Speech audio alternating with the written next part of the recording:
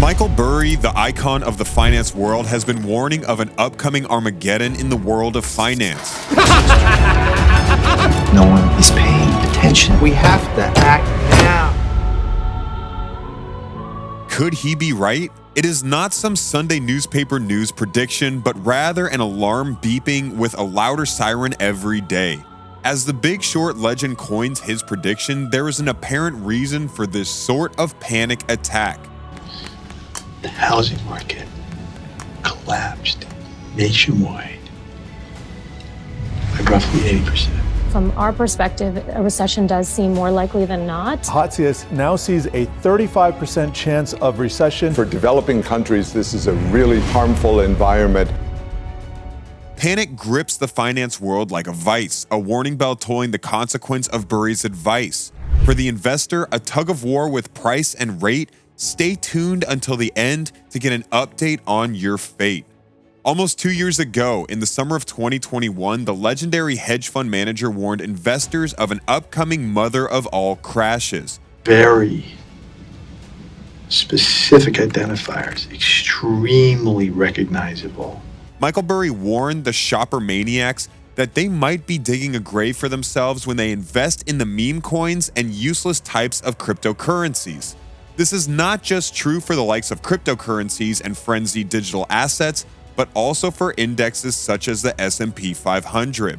Well, it looks like the chief of Scion Asset Management was right on the money. After a wild ride of ups and downs, it appears the S&P 500 and NASDAQ indexes had a bit of a tumble-tastic year, dropping 19% and 33% respectively. In a series of now-deleted tweets earlier this year, the chief, Mr. Burry, took credit for calling the sell-off and gave reasons why he expects the situation to worsen. He also warned against buying into any false sense of relief that might come with the market's roller coaster ride. Talk about a prediction come true. As markets soared in the wake of the pandemic, the S&P 500 index soared with them, soaring from a low of 2,192 points to a high of 3,800 points. Mr. Big Short investor, Burry, warns that the index could see an Everest downfall to below 1,900 points in the next few years. No matter what happens, but failure to heed this warning could have serious consequences. The S&P 500 has had some rocky times.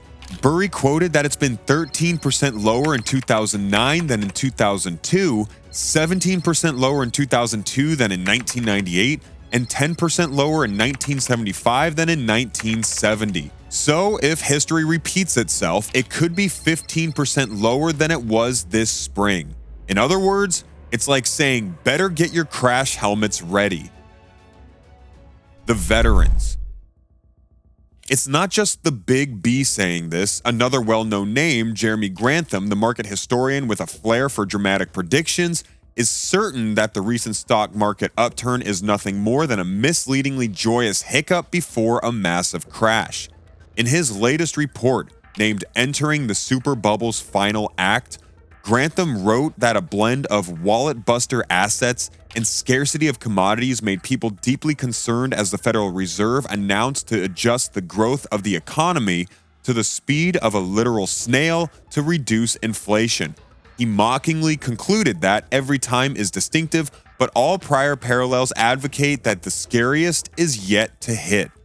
Burry is also suggesting that the markets are in an unstable state and are at a risk of crashing. He believes that the markets have already begun the process of a historic crash and is warning that they are currently in the middle of it. He believes that the markets are in a precarious position and that investors should be on alert for further drops soon. The eye of the storm implies that the worst of the crash is yet to come and that investors should be prepared for a tumultuous market in the coming weeks and months. Stanley Druckenmiller, one of the world's top investors, warns we may be in for a similar experience in the stock market, a decade of flat returns. He also stated that all those factors that cause a bull market, they're not only stopping, they're reversing every one of them. Perhaps the only person that cannot be taken lightly is Druck. There's never been a year since 2010s that he has been unable to make at least 30% returns. He's seen the markets rise and fall many times, and he's convinced that owning stocks today just doesn't make a lot of sense with the current economic conditions.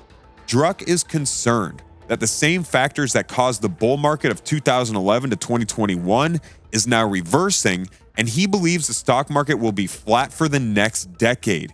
He warns against expecting anything less than a downhill journey, as we saw in the dot-com and 2008 crashes. Investors, especially those close to retirement, should take heed of Druck's advice and be prepared for a decade of flat returns.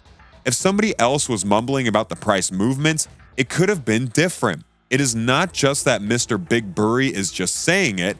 Burry's Scion Capital Management made a daring move in the second quarter, selling off its long positions in 11 stocks, including Google parent Alphabet, Facebook parent Meta, Bristol Myers Squibb, and Nexstar Media Group, and instead taking a stake in Florida-based private prison operator Geo Group. The firm was preparing for a possible market collapse by divesting its entire stock portfolio. The dark comedy of the investment world today. It is hysteric indeed just how different the world of investment has become, as the stocks and digital assets are moving in a weird sense of opposite fashion. For clarity, the prices of stock increments don't make an impactful difference with the rise of inflation. We can infer that they are just mere numbers increasing at least till a handful of profit margin, where the profit of the majority lies. Get rich quick. Perhaps the biggest problem is with the upcoming generation of investors. New investors are opting for short-term schemes, cryptos, and stocks with a lot more risky side, which is why they are handing out their worthy money to something that isn't worth it. Nobody understands that not every cryptocurrency is Bitcoin, Ethereum, and Ripple. Some are Luna too. This creates a process in which there is a sense of danger that the investors at some point would invest a considerable part of the economy, making it prone to a high cliff skydive, triggering the mother of all crashes. This is not a far-fetched reality. In fact, if we peek back to the book of 2008, there is crystal clear proof of just how the investors got it wrong. A historic loss of over $2 trillion sent the world into a thunderstorm of inflation. The Black Monday of 1987. For putting in a range of how worse it could go, we have to trace back the footsteps to the footprints of 1987. The 1987 Black Monday crash was a pivotal moment in stock market history. While some signs pointed to a possible correction, no one anticipated the scale of the devastating events that occurred on that fateful day. Following the crash, a chorus of voices rose, declaring that the losses were an overreaction and that the market had stretched to breaking point. Though the crash was severe, the Dow rallied, rising by 6% the next day and a Top Gun uplift of 10% the day after. But the road to recovery was long and arduous, as it took nearly 2 years for the index to regain its former glory. Known as the Black Monday, a crash that is known as one of the darkest events in stock market history. The estimates suggest that this crash wiped out over $1 trillion in a single trading session globally. To this day, it is the largest single-day decline ever. Dow Jones Industrial Average dropped by 22.6%, which caused a stress riot in the stock market. Investors and experts alike were left stunned and struggling to make sense of what had just happened. Theories rolled out as to what had caused the disastrous fall. Some pointed to the increasing use of computer programs for trading, known as program trading, which maybe contributed to the rapid selling of stocks as institutional investors searched the shades in the rising heat of the market. Learning for the Monday of 2023 is much better than mourning for the Monday of 1987. Remembrance creates a space for mistakes to make them better and go ahead. The global market, expectations versus reality. As we take a shift into early 23, there is a probability of market crashes happening on a global scale. The following chart shows the probability of a market crash opined by the adults. An expansive survey of over 24,000 people in 36 countries was conducted to gain insight into their views on the stock market. With at least 500 individuals sampled in each country and 1,000 in major economies like the G7, China, Brazil, and South Korea, the survey asked respondents if they believe the stock market would crash in the following year. Responses of uncertainty or non-answers were excluded, and each country's data was weighed to reflect its demographic profile.